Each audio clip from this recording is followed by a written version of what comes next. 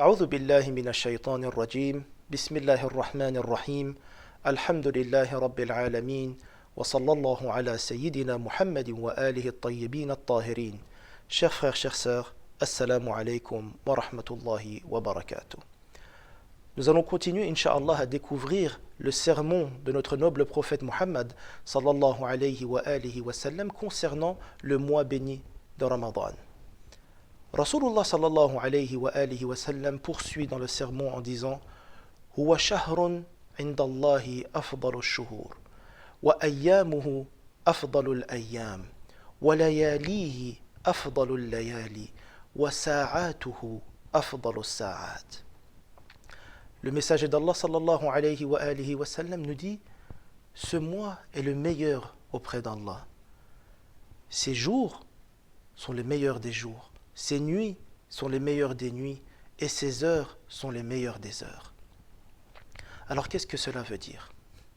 Est-ce que Allah subhanahu wa ta'ala veut nous dire que pour lui il a un mois préféré? Non, ce n'est pas cela. Le message de ce que Rasulullah sallallahu alayhi wa alihi wa sallam nous dit est le suivant. Il nous dit, ô vous les croyants, voici venu le mois durant lequel vous avez la meilleure des occasions pour vous rapprocher de votre Seigneur Azza wa Jal. Ce mois-ci, bien sûr, Allah a désigné le mois de Ramadan comme le meilleur des mois. Les jours, les journées du mois de Ramadan sont les meilleures des journées. Ces nuits sont les meilleures des nuits. Ces heures sont les meilleures des heures. Mais pourquoi? Ce sont les meilleurs moments de l'année pour nous permettre de nous rapprocher d'Allah subhanahu wa ta'ala. Et c'est pour cela qu'on lit dans certaines riwayat, dans certaines traditions prophétiques, que malheureux est celui qui ne retient du mois de Ramadan que la faim et que la soif.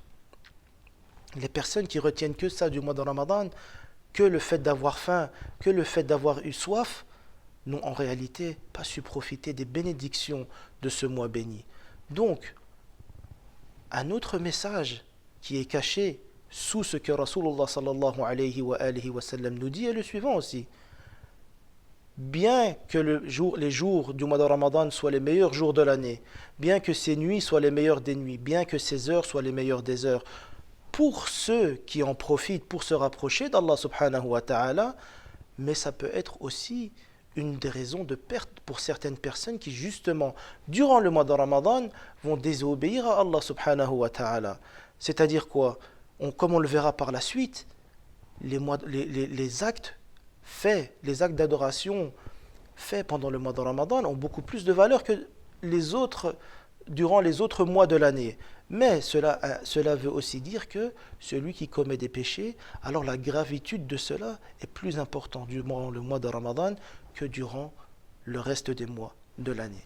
C'est pour ça que nous demandons à Allah subhanahu wa ta'ala de faire en sorte que nous réussissons et que nous sortons grandis et avec piété de ce mois béni qui est le mois de Ramadan et que nous puissions profiter de ces jours, de ces nuits et de ces heures. Walhamdulillahi rabbil alamin wa sallallahu ala sayyidina Muhammad wa alihi at-tahirin.